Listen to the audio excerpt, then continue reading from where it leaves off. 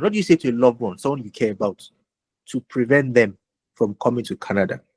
And what do you say to a loved one to encourage them to come to Canada? If you come to Canada, I will do everything I can to help you come to Canada, but you can't live with me. A household today in Canada, groceries a week is about, for 4 people, minimum your spending is about $250. That's minimum if you are conservative. And you're doing this on a salary of $4,000 a month. Canada is the best country to live in if you're a poor person. Was there a reality shock before coming to Canada? The biggest culture shock I had was, Jesus Christ, there's a lot of ignorance in this land. The educational system in the Western world, and this is all over the Western world, has become, complacent. They speak English, but they can't write it. If 2, 3, 4 people already start having a problem with how you work, start complaining in terms of your pace of work. Like, look, I don't enjoy working with this person.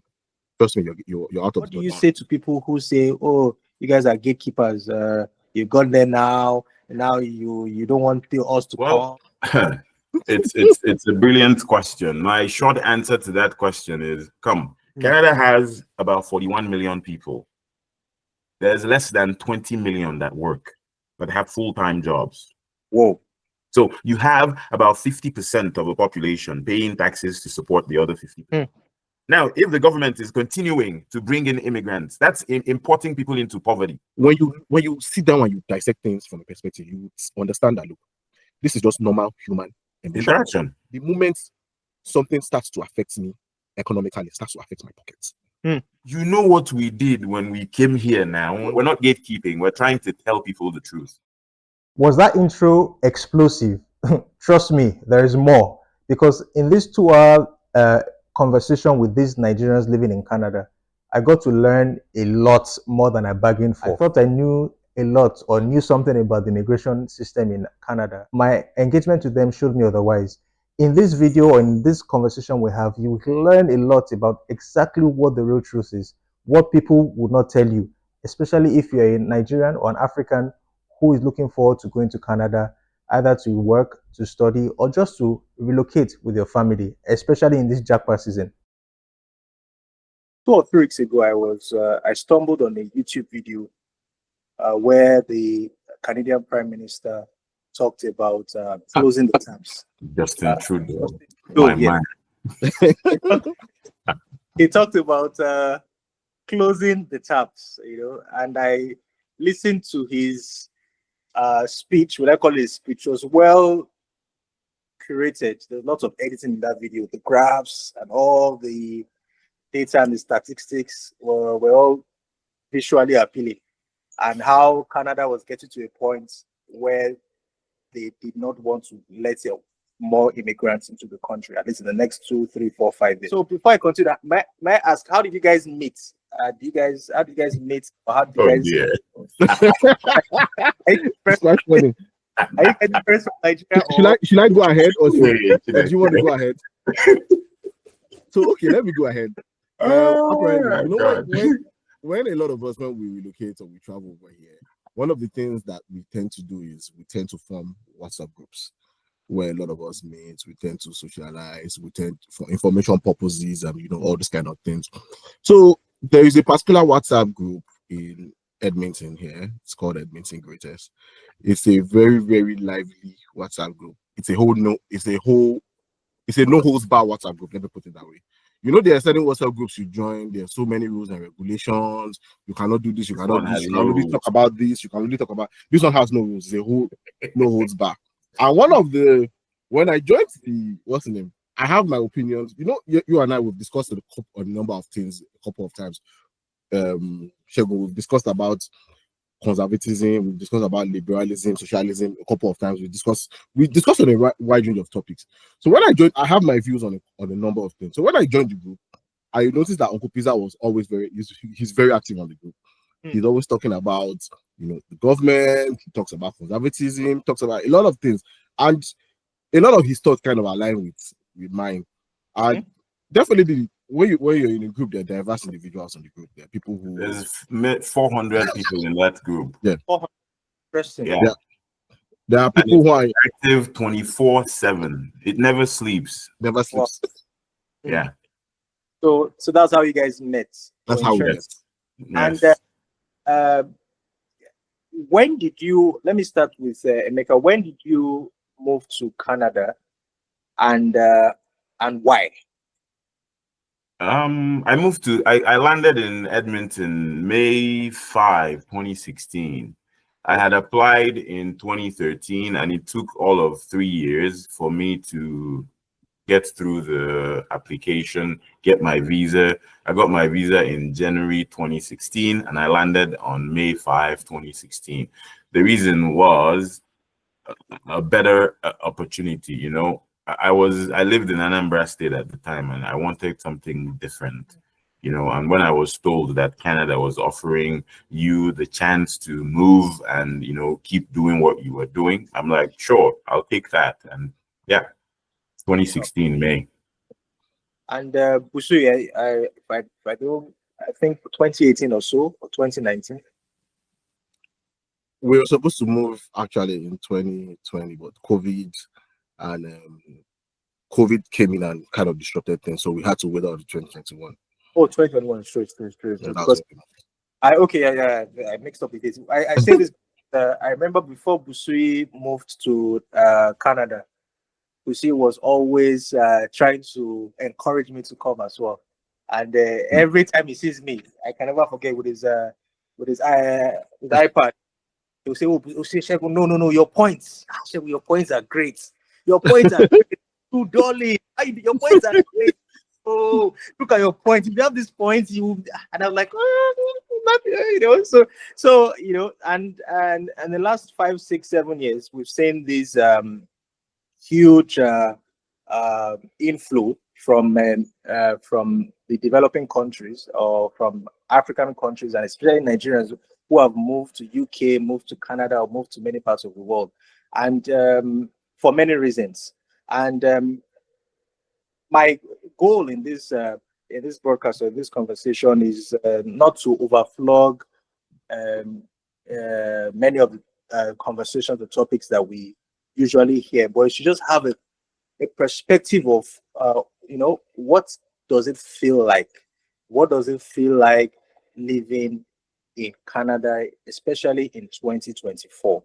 But before I proceed, I would like to know from you guys, what is your political what's the word I look at? Leaning. Your leaning, yes. What are you? Will you refer to yourself as a liberal or a conservative? Are you a moderate liberal, or are you a far right or far left person? What is that? You know, let me start with Busui. What would that be right now? And in fact, if there's been any transition, maybe before you came, when you arrived, and your current, has it been the same? And what has that transition been like? Okay. That's a very, very good question.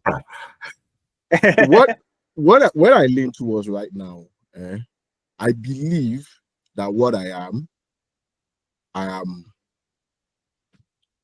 more. I will say I'm more liberal. I'm liberal, but the definition. But when you talk to people, people will tell you that you're conservative, because the definition of liberalism right now, based on how liberalism is practiced, like for example, the Liberal Party of Canada, that we can look at what they do and what they practice. They have moved so far left that anybody right now who is trying to be center is seen as almost far right. I lean somehow to an extent, and I'll have to say the truth. I lean towards the middle right more, and I'll tell you the truth. I understand the in terms of the dichotomy and the diverse, in terms of going far right, being in the middle, being in the middle right, being in the middle left, and being far left. That's how I classify, you know, this divide. And I kind of understand when you're moving. Before I came here, I would say I was slightly middle left.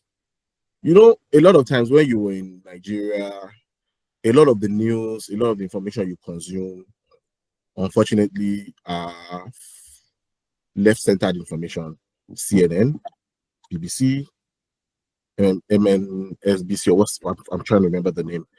You hardly get Fox News and the rest of them to kind of give you a balanced perspective into how to look at things. So I remember when, like, for example, when I was in Nigeria, a typical example I wanted to give is the whole US election and the way Donald Trump was painted.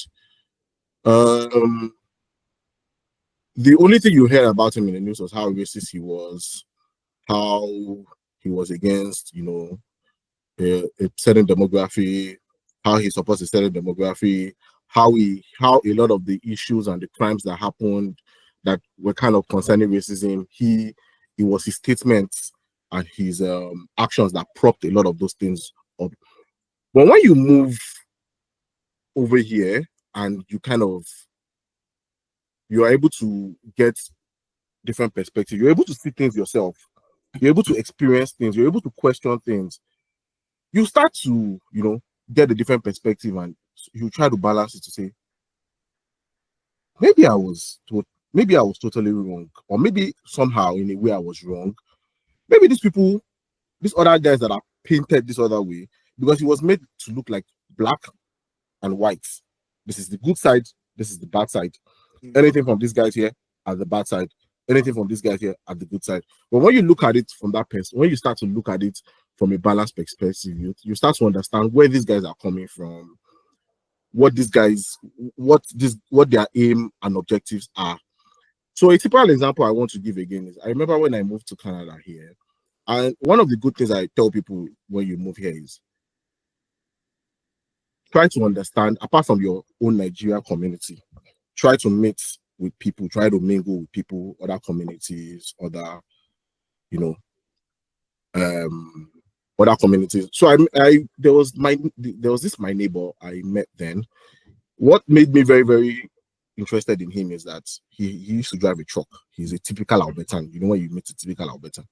And on his truck, he had this F Trudeau sign on his truck. And the way Trudeau is painted, especially in the media in Africa, he is the darling of the media. He is like a guy who can do no wrong. Canada is the darling of the Western world. America is where the gun violence and everything happens, and Canada is the other. So one day I confronted this guy too, just to get to know him, to understand him, to say, what does he do? Where does he work? Everything, and we started to have a discussion. So when we got close, I brought up the sticker on his truck to say, what is the sticker about? Why do you dislike this guy so much? And you're not the only person I've seen with this sticker. I've noticed that a couple of times when I drive, and a lot of times in Alberta, the narrative is, this guy is a bad person. Why is that? And the guy explained his perspective to me. He made me see things from their own. So there's a different thing of seeing things from an immigrant point of view, and there's a different thing of seeing things from someone who was born in Canada, who has nowhere to go. This is their country. They want the country to work. They want things to work, and they are seeing the way things are going. That look, this guy isn't leading them in the right direction. And I was able to take out that immigrant, hat and look at it from that perspective to say, this guy has a point, truly. Then I started looking at things, I started noticing things, I started, following the news and everything, and I realized that these guys do have a point. They are not racist, and that's the truth. A lot of times you look at the very conservative guy, you think the guy hates blacks or they hate every other demographics. They don't. They want their country to work, and there is a reason why a lot of us, we immigrants, we decided to move here. A lot of us saw things that were not working in our country. We saw how things were going, that things were bad. And we looked at these places and we saw that, look, these people had infrastructures that are working. They have good organization, standards and everything. And we wanted something like that. And that's why we moved here. So we should now not move here and notice that, look, a lot of the practices that we ran away from in our country that were not working well and were not going well, they are being enacted here, and we take a how do I put it? We close our eyes to it because we are immigrants. These people have this particular government has allowed us come in and everything, so we are grateful to them. But how about we moved here for, and one of the reasons a lot of us moved here again is that we want to give our children an opportunity for a better future. If this place gets messed up again, What future are we leaving for our children? Then we also need to consider and look at it from the perspective of the Canadians who live here. A lot of us immigrants, especially with first should I say, generation immigrants, to an extent, a lot of us are not so invested here as such. A lot of us still have plans to probably maybe move back to our countries at a point in time. So if this place gets messed up, a lot of us can pack our bags and say, you know what? I've done enough, I've saved enough here, I can go back to Nigeria. But a lot of these guys here have nowhere to go to. This is their country. And they are seeing things not going all right, and they're trying to make things right. So look at it also from their perspective. So I mean that's I get your point. At least if I was to paraphrase what you have just said, you have told us right now that the media's yes, that the media's how the media portrays the West in many African countries is very different from the reality on ground. And I agree. We are in Nigeria, for instance, we are more exposed to left-leaning media houses like CNN and the like. And so our knowledge or our framework, our mentality of the West is somewhat directed or biased. Yeah, we must call it as it is. You know, somewhat biased in that side, in that regard. Nobody watches Fox in Nigeria. Nobody watches Fox except you deliberately want to see or hear. I mean, for instance, for me, over the last couple of months, I've been following the American politics so closely to a fault. In fact, you would have thought that I was invested or had in the affairs of the US. And what I've just heard from you is that, you know, that things are much different. When you experience something on the ground, is different from when you're outside and you experience it. You don't want this country that you have gone to for your children's for the future of your children and for yourself to now turn out to be something that you don't like. And immigrants are the best people to actually know this because they are coming from from societies that have failed, from systems and cultures that have failed. So they should be the ones to say, guys, we know this script, we know this story, we know how things work out. If you guys continue on this path, you'll mess up this system. What do you say? And this question goes to Emeka now. What do you say to people who say, "Oh, you guys are gatekeepers. You've got there now. Now you don't want us to come. So is it because you have got it? So why don't you want them to let more people in? The people that have that, you guys have now gotten your own things. You're settled down, and then you're now behaving like you're native. You don't want anybody to come again from Africa, from other parts of the world. You know what would be your own how would you respond to people who have that kind of mentality? Well, it's a brilliant question. My short answer to that question is come. Just come. Yeah, because you know it's something we see a lot.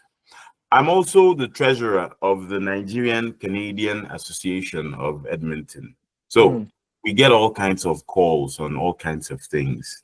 I may not be at liberty to, but I can say that I've got a phone call one day and a lady called. She's in a church and she said, "Oh, I got your number of somebody. They said you are part of the Nigerian community in Edmonton. We have a couple of guys here who are Nigerians and they said they don't have anywhere to go. Can you come get them?" I was like, I don't know what to tell you. We don't run anything like that. So gatekeeping is, I mean, I live a life now that I try to understand the other person's perspective. So that people who are not in the developed world, I think they have every right to say that we here are gatekeeping. But are they looking at things from our perspective? Olusegun, if you call me today and you tell me that you want to come to Canada and you want me to tell you the truth, this is what I'll tell you. Yes, I'm listening. If you come to Canada, I will do everything I can to help you come to Canada, but you can't live with me. I like that. It's a fact. And this is me saying, I'm saying this because I came to Canada not knowing anybody. Mr. Jacob took me in and housed me for 3 months. Mm. Feeding me. I didn't pay anything. He fed me, he clothed, he housed me, and all of that for 3 months. And then I found a job and I left. Busui can testify today that a household, and he had a wife. It was him, his wife, and his little daughter, and then me. That's 4 people. A household today in Canada, groceries a week is about, for 4 people, minimum your spending is about $250. That's minimum if you are conservative.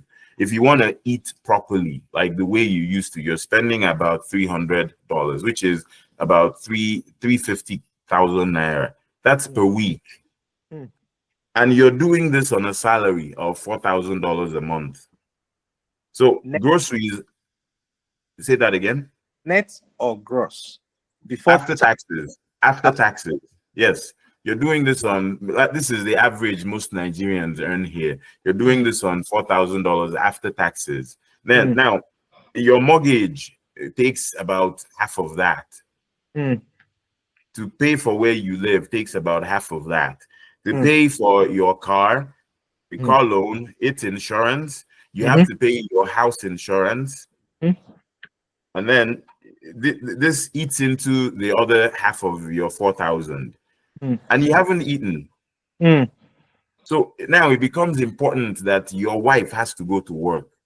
She has to bring in about $4,000 a month. And then for her to go to work, she has to have a car. She has to have insurance. She has to have all those costs. So at the end of the day, you find that your $8,000 household income after taxes, you're going home with maybe 2K. And then there's the black tax. You have to send it back home. So if you look at all of these things, are you now telling people, yeah, start coming to Canada, knowing that you can't afford to house them? When they come, you can't put them in your house because even your basement, you're looking for who will rent it. Or that you have a tenant in your basement who isn't paying you rent. These factors, we're not gatekeeping.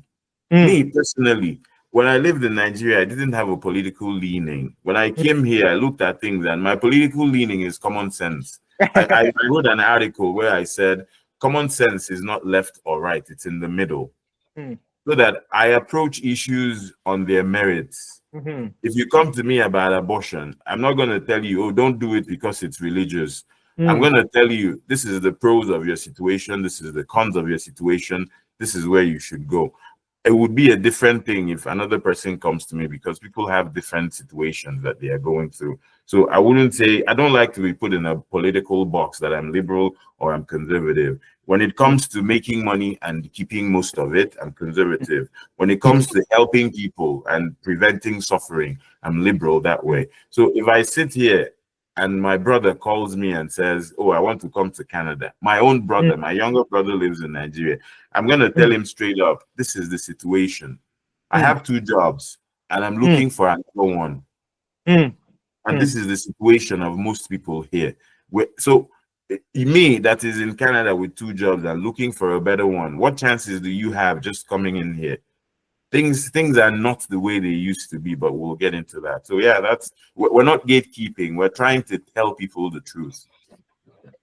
I mean, great. I really appreciate and like how you have called black, and white. You have not spoken like a politician.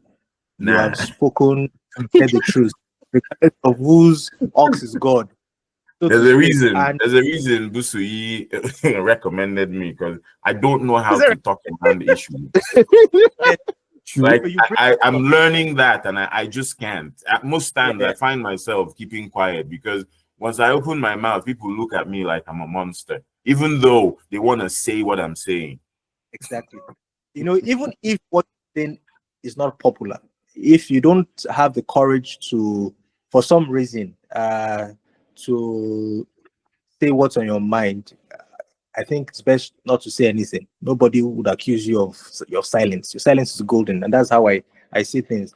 And you have mentioned and said many things that still it's surprising that even in 2024, there's still, even in 2024, with the with accessibility to the internet and research and all that, many Nigerians, let's talk about Nigerians or Africans, still do not know or still don't know what the facts are. And I would like to ask you, Sui, did you have, was there a, of course, there'll be a cultural shock. The cultural shock is by this way, but was there a reality shock before coming to Canada? And when you go to Canada, were there things that you said, whoa, whoa, I wish I knew these things? It wouldn't have stopped me from coming, but it probably would have changed my perspective about how to address many things and what to do. Did you experience that, Busui? Or you were like, whoa, I came and like everything I thought about happened. Did you experience that? Not really, to an extent, because I won't lie to you. I did a lot of research before I came here. I spoke to a lot of people, even my choosing Edmonton, because a lot of people ask, like, we could have gone anywhere. You could have probably gone to Toronto. You probably have gone to any other cities. But I did a lot of research. I spoke to a lot of people on ground. When I was going to come to Edmonton here, I remember how I put it, speaking to someone, and the person told me, look, you're a family person, and things weren't even this bad now as at now in terms of inflation, cost of living and everything. But then it was still relatively, but the person just felt like, look, you're a family person, you're coming to a new country for the first time, you probably don't want to put yourself in so much stress. So probably has a higher cost of living, and certain other cities have a higher cost of living. The place I really thought of, I wanted to go, was Vancouver, because I'd done my research, the weather, everything over there. But also, another factor again about Vancouver, also it has the high cost of living. So I had to kind of look in the middle and kind of settle for Edmonton. One of the things that I would say, I didn't experience a lot of culture shock, because a lot of the things I expected, I won't lie to you, a lot of the things I kind of expected. The only thing that maybe was when I started working was the work environment in Canada and the work environment, where I'm from is kind of different. Just like you, I worked in banking, and even compared to every other industry in Nigeria, banking is very high paced, high pressured, delivery, shareholders, everything. So even compared to other industries in Nigeria, but usually the Nigerian work environment is very, very high paced, pressure, everything. Banking is another level. So when I came here and I started working, and and I'm used to that pace, and I'm trying to match that pace, it took someone to kind of tell me that, look, we can't keep up with you. You need to you need to slow it down, you need to tone it down. Yeah, someone had to, and it was an African and he understood, because he has worked with some Nigerians, and he understood to say, look, a lot of these guys over here won't understand. They don't understand your environment. They don't understand where you're coming from. One of the things that I would say, I didn't experience a lot of culture shock, because a lot of the things I expected, I won't lie to you, a lot of the things I kind of expected. The only thing that maybe was when I started working was the work environment in Canada and the work environment, where I'm from is kind of different. Just like you, I worked in banking, and even compared to every other industry in Nigeria, banking is very high paced, high pressured, delivery, shareholders, everything. So even compared to other industries in Nigeria, but usually the Nigerian work environment is very, very high paced, pressure, everything. Banking is another level. So when I came here and I started working, and and I'm used to that pace, and I'm trying to match that pace, it took someone to kind of tell me that, look, we can't keep up with you. You need to you need to slow it down, you need to tone it down. Yeah, someone had to, and it was an African and he understood, because he has worked with some Nigerians, and he understood to say, look, a lot of these guys over here won't understand. They don't understand your environment. They don't understand where you're coming from. This high-paced work, you get something, you have and especially when you're in project management, you have a task you want to deliver 1 month. So you're asking someone that, look, when can you deliver this in 3 days? this is something that the person is probably used to taking his time and delivering in maybe 1.5 weeks or 2 weeks. So it's almost like you're putting the person under pressure when you tell the person, can you deliver in 3 days? But because you know where you're coming from, that even these 3 days you're talking about, this is something that in 1 day or 2 days it gets delivered. You understand? So someone has to tell me to kind of tone down, to kind of, if not, and the Canadian work environment is this way, unlike in Nigeria, where we're coming from, whereby when you're working in Nigeria, when you're kind of doing, how I put it, when you're a manager, when you're doing appraisal, you kind of do performance appraisal for your subordinates, and you kind of give them feedback and everything. But over here, it's a two-way system. You do performance appraisal for your subordinates also do performance appraisal for you. And the how I put it, the work culture over here, there's emphasizes a lot of teamwork, then a lot of how I put it, team spirits are you stable for the job.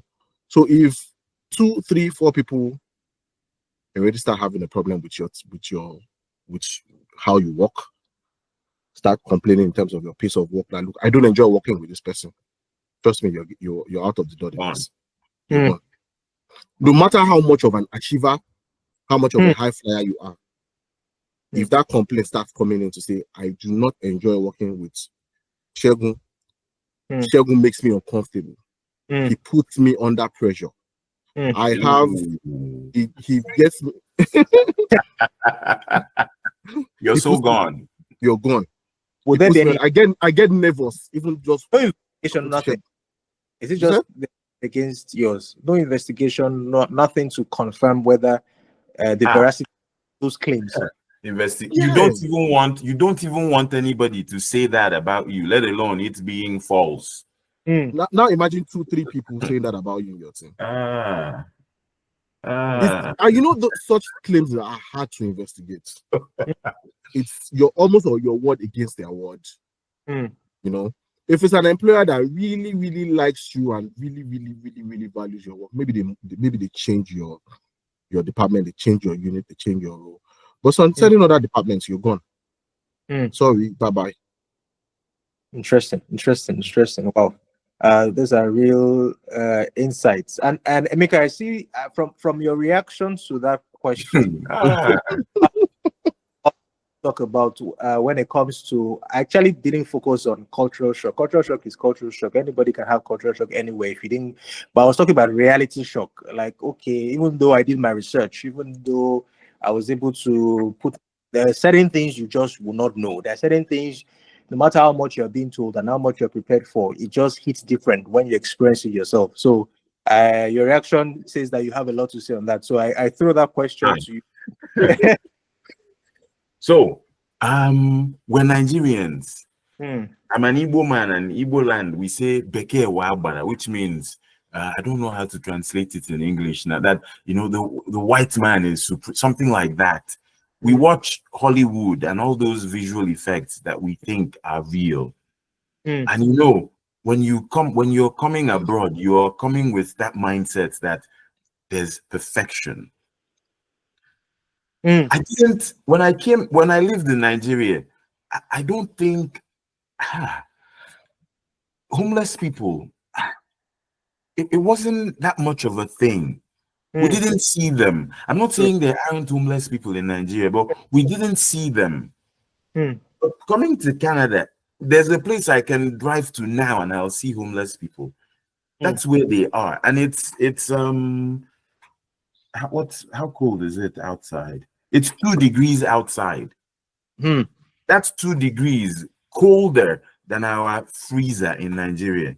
And people live outside. And sleeping bags. Yeah, intense. Now imagine coming from a place where you think you are poor. And then you're seeing that. You start to acknowledge, wow, you start to look at your parents in a different light. You start to appreciate what they've provided you. Now, I came here without a student loan, and I have a master's degree. I have a medical lab science degree. I don't owe a dime. My parents paid for that. There is nobody who goes to school here who doesn't, except your dad is really, well-to-do. But 80-90% of university people here have thousands of dollars of loans. The loans. Now, the biggest culture shock I had was, Jesus Christ, there's a lot of ignorance in this land. True, very I true. had to, the questions we live in a society where, because you're a black person, you tend to take things from a racist perspective. Now, imagine someone like me, I think a different way. Someone comes to me and says, how do you know how to drive?